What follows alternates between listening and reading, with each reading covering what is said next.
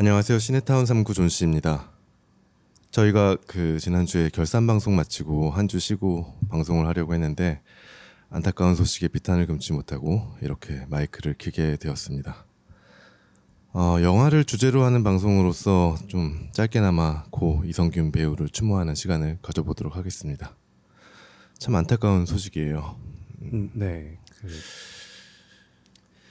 일단 그 삼가 고인의 명복을 네. 빌겠습니다. 네, 저희도 지금 사실 이런 방송을 추모 방송을 할까 말까 계속 고민을 하다가 네. 좀 많이 의견도 분분하고 이렇게 저희끼리도 이야기를 많이 했는데 그래도 이성균 배우를 좀 많이 애정했던 사람들로서 네, 그렇죠. 그래도 그 어떻게든 이 슬픔과 이 안타까움을 좀 표현할 방식으로 저희가 기존에 했던 이런 그냥 이야기를 좀 나누는 게 서로 그 많이들 안타까워들 하실 텐데 이렇게 같이 이야기 나누면서 좀 기억을 하는 시간을 가지면 좋겠다 싶어서 네.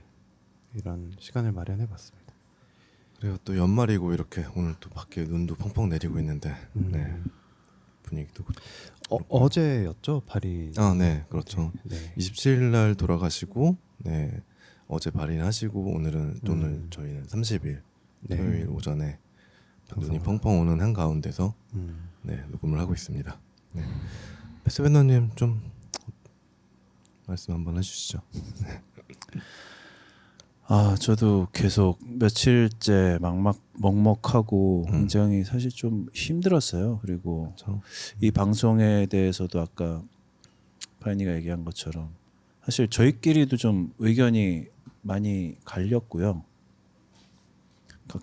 다들 안타깝고 슬픈 마음은 똑같겠지만 뭐 방송을 쭉 들으신 분들은 아시겠지만 저 패스밴더 같은 경우 굉장히 정치 병자라고 할 정도로 경도돼 있는 사람이라서 저 같은 경우 조금 더 분노와 이 지금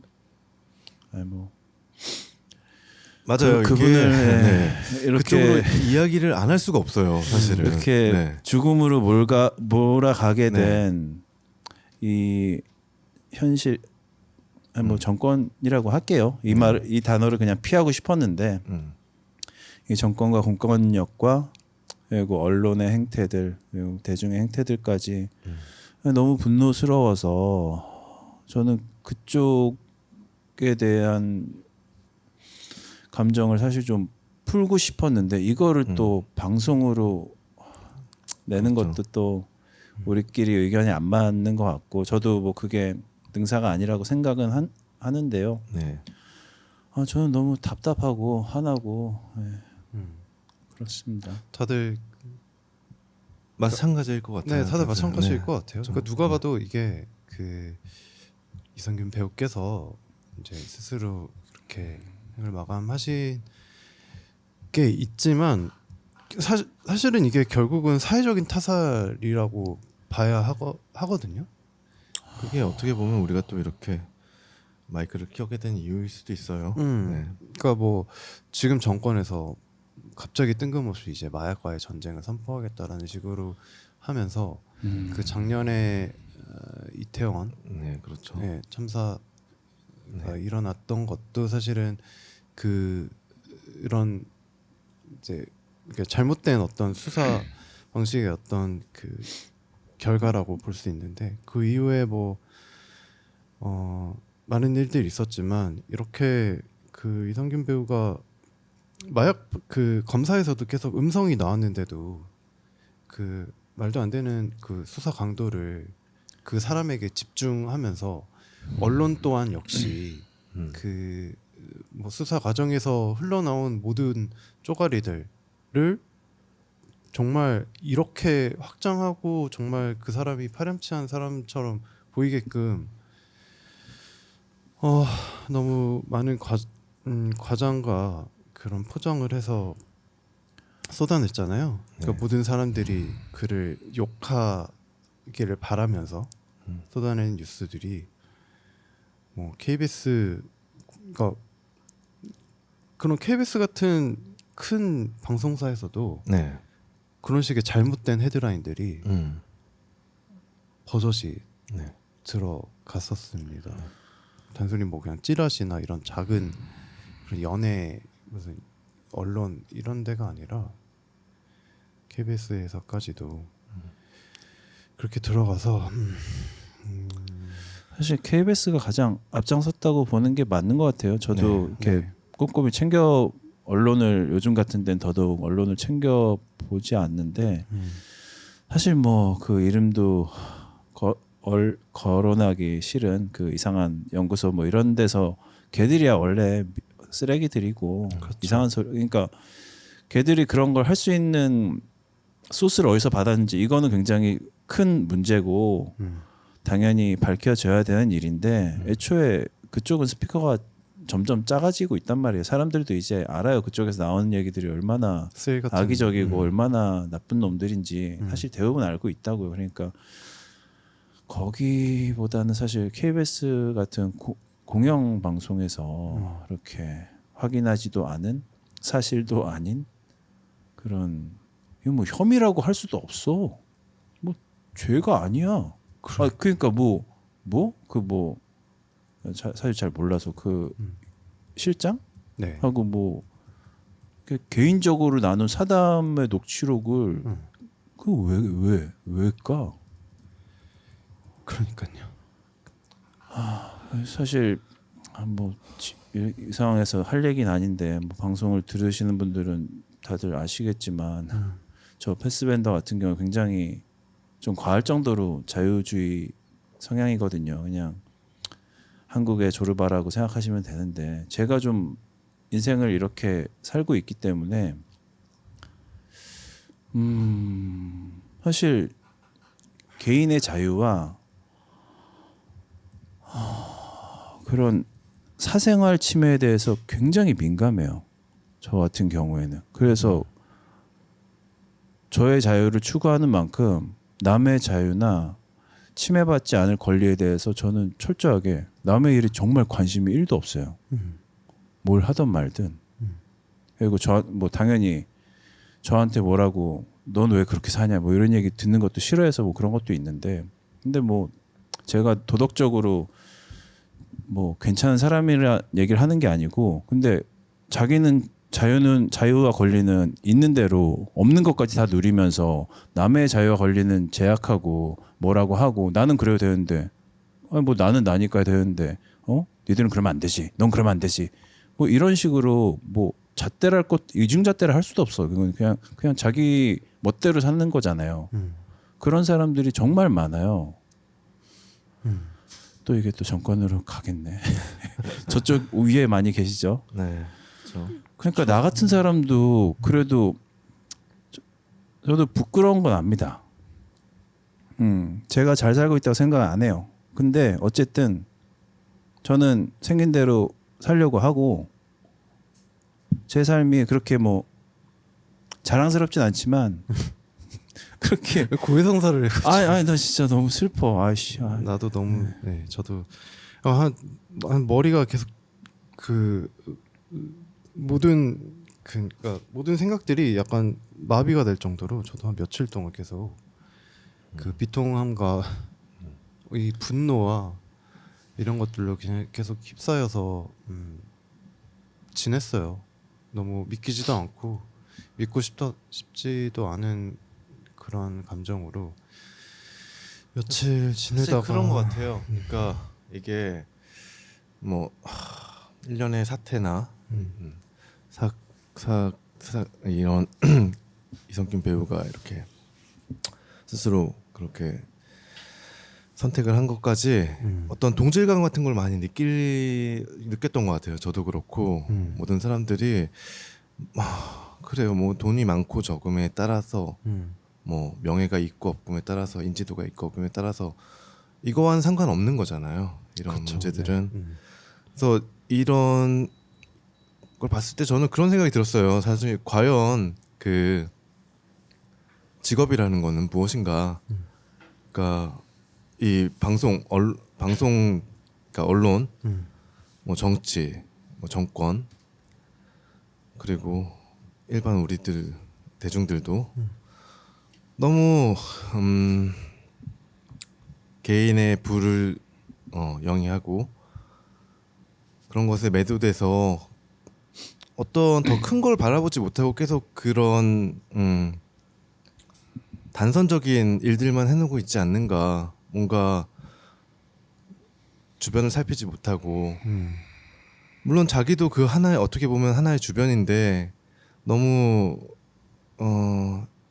그 직업관에만 이렇게 매몰되어 있지 않는가 그런 생각이 많이 들었어요. 그러니까 이거 지금 그러니까 저 너무 화가 나고 분노가 차올라서 사실 욕하고 싶은 생각도 없어요. 욕보다도 앞으로 그래요. 뭐 제가 뭐 한마디 한다고 해서 어떻게 바뀌지는 않겠지만 이 사태의 원인이 근본적인 원인이 어떤 것인가에 대해서 그냥 조용하게 한번 이렇게 생각해 볼 수 있는 계기는 되었던 것 같고 저 또한 지금까지 뭐 패스밴더님도 말씀하셨지만 지금까지 살아왔던 삶이라든가 그리고 앞으로 타인에게 대할 자세 태도에 대해서 다시 한번 생각해 보는 사태였던 것 같습니다. 제가 뭐 알기로는 그 이제 이성균 배우가 이 협박을 당하면서 그거에 대한 신고를 하는 과정에서 이제 이런 그쵸. 일들이 그 무슨 실장 입에서 그런 이야기 나오면서 아 이건 마약 사건이다라고 판단을 하고 거기에만 집중을 한 거예요. 그러니까 이거는 협박 공갈 협박으로 사건이 진행이 됐어야 되는데 네. 이제사 수사하고 있어. 이제사 그 협박범이 엊그저께 뭐 20대 여자가 그쵸. 뭐 아기를 안고 그 경찰 출석을 했다라는 게 나오는데 그러니까 거기에 대해서는 1도 수사를 안 하다가 그러니까 사건의 본질은 그거잖아요. 사실 이게 그 협박 받았고 돈을 건넸고 계속 이제 그런 일들 하다 보니까 이제 나온 건데 아씨 말도 제대로 안 나. 그 이제 이 정부의 기조 자체가 이제 그 마약 수사에 대한 거를 좀 크게 키우고 싶고 그 지금 뭐 비대위원장으로 가 있는 그분께서 마약 통이었다라고 하는 자아가 비대하신 그분이 근데 사실 그 마약 수사를 이렇게 강조하게 된 근본적인 원인이 물론 지금 2023년 한국이 한 몇 년 전에는 생각하지도 못할 정도로 마약 몇 년 전까지 진짜 마약 청정국이란 말이 네. 뭐 그냥 맞는 말이었어. 네. 근데 마약이 많이 일상화된 부분도 물론 있지만 문제가 심각하지 않다는 거 아니에요. 근데 사실 이 정권에서 이거를 엄청 띄우려고 하는 이유는 근본적으로 검경 수사권 조정이 있었고 네. 그거를 무력화시키려는 근거를 만들어야 되는데 계속 검찰에서 얘기했던 게 마약 수사 그러면은 마약 수사는 검찰이 더 잘한다고 뭐 그러면서 그 거기서부터 사실 시작이 된 거야. 그러면서 이태원 때 마약 관련해서 큰 성과를 보이려고 작년 10월 29일에 대대적인 그런 함정 수사 비스무리한 걸 했었고 실패했죠. 그 연장선상에 있다고 봐요. 그래서 뭐 다들 아시겠지만 그 이후부터 뭐 연예인들 털고 그렇죠. 예. 마약 진짜 하면 안 되고 정말 나쁜 거지만 마약 수사를 한다고 해서 마약 청정국이 되고 그런 거 아니에요. 사실 우리 보잖아요. 그 어디지? 미국 어떤 동영상 같은 거 많이 떴었잖아요. 예전에. 네. 그렇죠? 좀비들. 네네네네. 그렇게 뭐 세계 최고의 강대국이라고 하는 미국에서도 마약 잡지 못해요. 그 정도로 마약은 정말 은밀하게 그렇게 거래가 되고 있고 뭔가 그런 수사를 통해서 이렇게 될 수 있는 부분이 아니라는 거를 이미 다 입증을 하고 있단 말이죠. 미국이나 캐나다 같은 강대국들도 지금 다 그 모양 그 꼴인데 우리나라가 뭐 검찰이든 경찰이든 나서서 뭔가 마약범을 때려잡겠다 해서 나서 가지고 이게 해결될 수 있는 문제가 절대 아닌 거예요. 마약이라는 거는. 근데 초점을 잘못 잡고 있는 거야 처음부터. 그것보다 그러니까 마약을 했다 한들 마약을 한 사람보다 사실 그 대가리를 쳐야 되잖아요. 그렇죠. 마약을 네. 제조하거나 유통한 거기를 조져야 되는데 자꾸 연예인들 이렇게 죽쳐가지고 뭔가 일을 키우고 이슈화 시키고 그러니까 연예인이 가장 이제 그렇게 사람들 입에 오르내리기가 쉽고 뭔가 그 이율 배반적으로 그 뒤통수 맞자 하는 느낌들이 있다 보니까 계속 그쪽으로 화살이 돌아가는데 그러다 보니까 이렇게 희생양으로 나온 게 아닌가 싶어요. 네. 사실 거기다가- 마약이 네. 본질이 전혀 아니에요. 그러니까 네, 마약을 본질이 실제로 아니에요. 하지도 이건. 않았고, 하지도 네, 않았고 네. 설사 했다고 네, 하더라도 음. 이렇게까지 대대적으로 네. 모든 언론과 네. 모든 대중들이 시선을 그쪽으로 그냥 먹잇감으로 던져줬다고밖에 안 보여요. 그런데 거기에 따라가는 그 대중들의 선택적 분노도 화가 나고 언론들이 이럴 때만 미쳐 날떠. 이럴 때만 미쳐 날뛰고 막 취재력이 막 갑자기 막 발휘되고 그러니까요. 이성균 씨 그때 사망했을 때도 갑자기 막 뭐 거기 뭐 한강 둔치였나 거기 막 기자들이 막 우르르 몰려들고 아니 뭐 이럴 때만 기자야. 정작 취재해야 될 거는 뭐 다 모르쇠 하고 아무것도 안 내보내고 그냥 그런 놈들이 뭐 이럴 때만 갑자기 막 기자랍시고 막 권한일질하고 난 정말 너무 화나. 참 그러니까 언론이 제대로 작동하지 않고 있고 그 수사기관도 그 네. 수사기관 잘못했지. 근데 수사기관도 일차적으로는 뭐 그래요. 언론이 사실 여론을 조장하고 수사기관은 여론에 따라갈 수밖에 없잖아요. 사실. 여론에 네. 따라갈 수밖에 없는 것도 네. 네. 있지만 네. 그것보다 더 그러니까 정권에서 방향성을 제시해주고 네. 그러니까 사실 공무원이잖아. 그렇죠. 공무원의 상벌만 명확하게 하면 공무원은 무조건 따른다. 그러니까 지금 윗대가리들이 뭘 원하는지 알고 있는데 그 상을 받으려고 하는 사람들이 있잖아. 그렇죠. 뭐 수사 뭐 박정훈 대령 뭐 이런 사람들 뭐 당하는 거 보고 뭐 하면은 정권을 뜻을 거스르면 어떻게 되고 정권이 원하는 대로 해야지 되는구나. 그러니까 뭐 지금 경찰이 문제랍시고 갑자기 또 이제 와서 역시 경찰은 안 되고 역시 검찰이 수사를 하는 게 맞습니다. 이딴 개소리라는 진정건 같은 미친놈들도 있는데 아니 그게 문제가 아니고요. 지금 방향성을 그렇게 제시해 주니까 움직이는 사람들이 있는 거 아니야. 공무원인데. 아휴.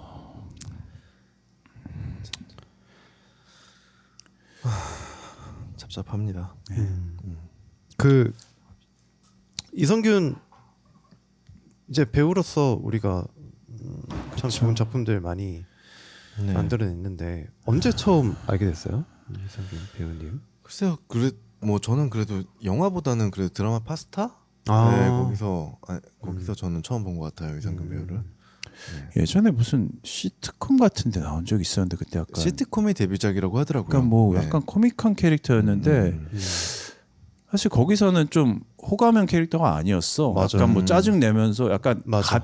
가벼운데 짜증을 내는 어. 캐릭터였어 갖고 그런 연기 진짜 정말 잘하잖아. 뭐야 쟤는 약간 그런 느낌이었거든. 처음에 나왔을 때는. 나도 처음에 나는 무슨 이상한 짜치는 영화로 처음 봤어요. 그 영화.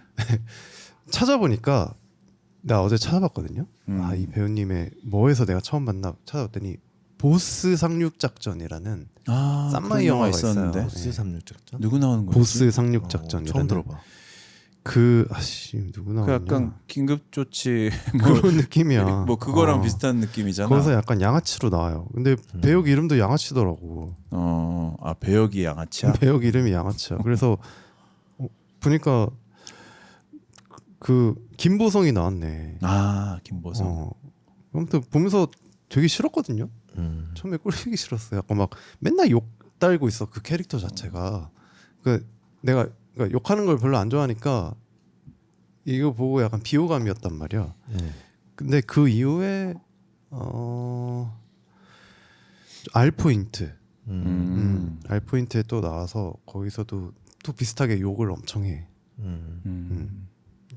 그러다가 이제 나도 그런 그 단막극 KBS 단막극 뭐 낭랑 18세 이런 그 낭랑 18세라는 그 시리즈물이 있었잖아요. 드라마 아니었나? 그 전에 단막극으로 만든 게 그게 그 되게 인기가 많아서 그렇게 시리즈로 만든 거예요. 아 그래? 네, 근데 그 원래 그 단막극 그 원조가 되었던 그 단막극에 또 나왔었고 그 뒤로는 저도 뭐 드라마나 뭐 그런 홍상수 영화 네. 네, 이런 데서 쭉 같이 보다가 뭐 화차 같은 그런 대작도 있었고 그러면서 호감으로 서서히 저도 바뀌면서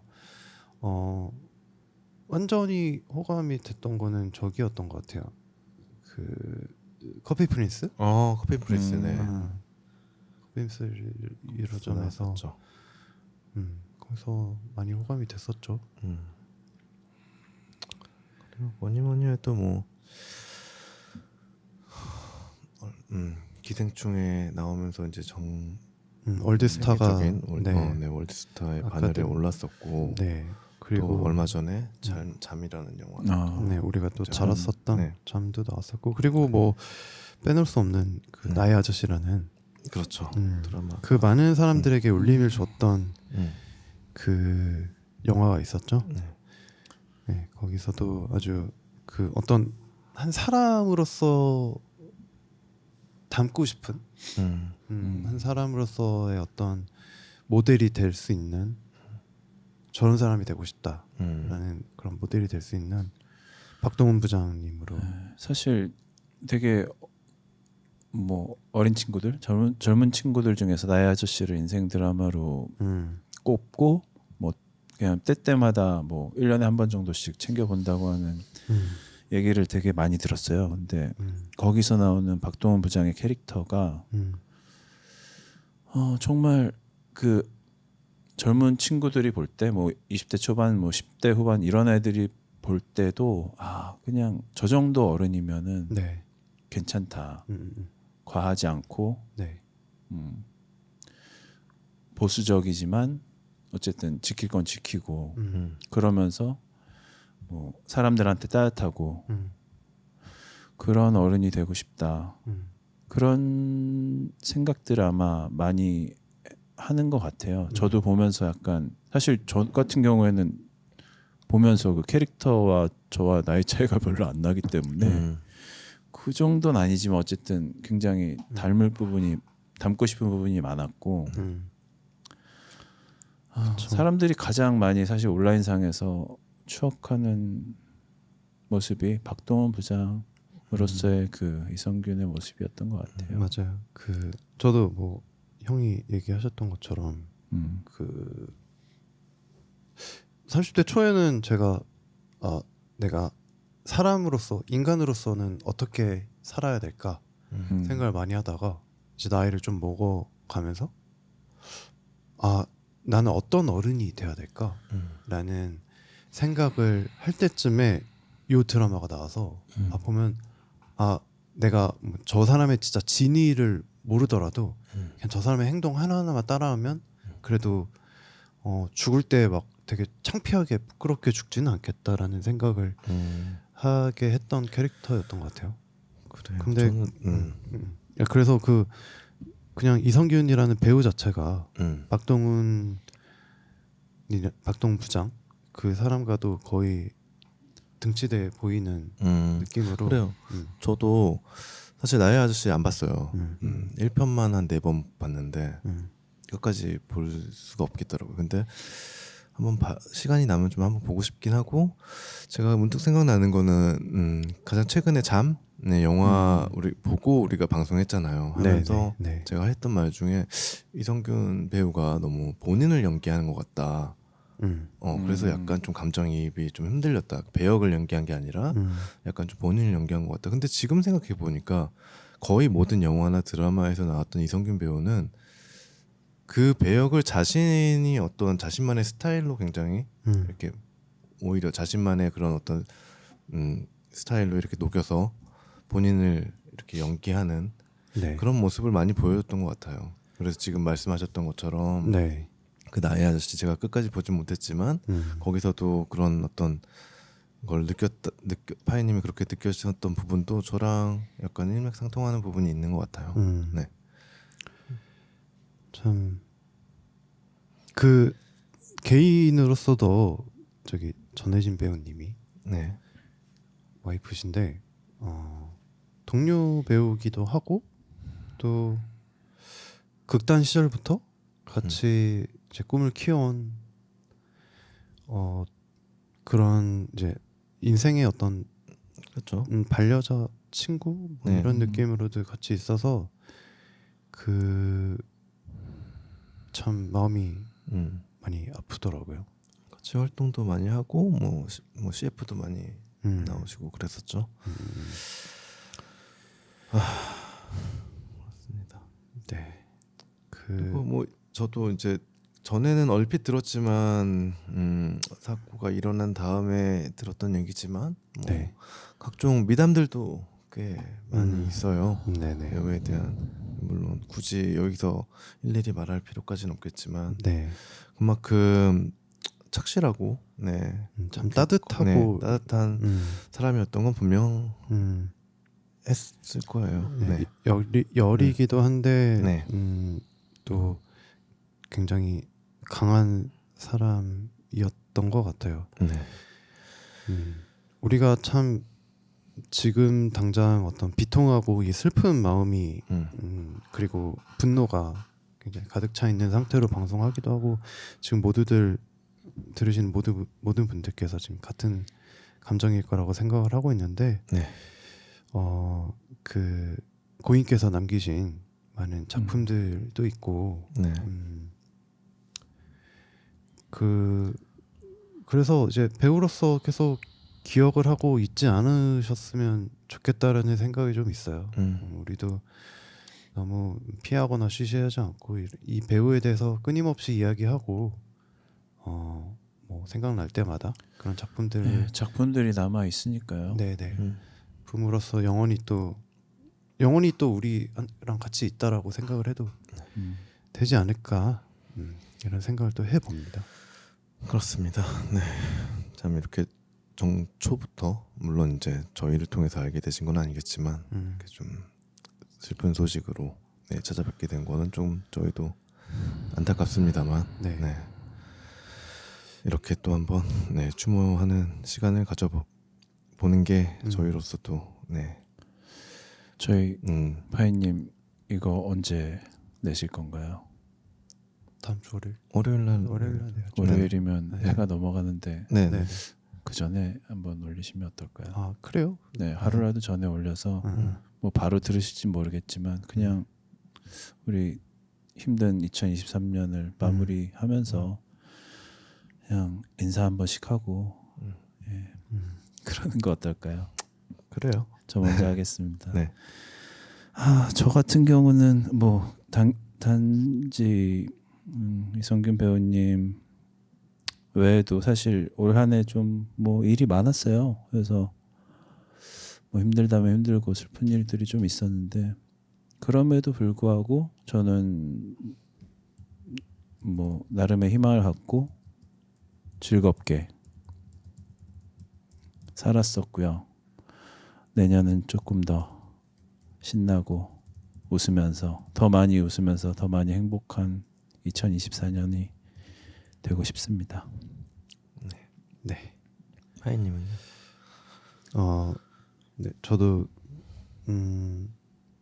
저 개인적으로도 좀 혼란스러웠던 한 해를 보냈는데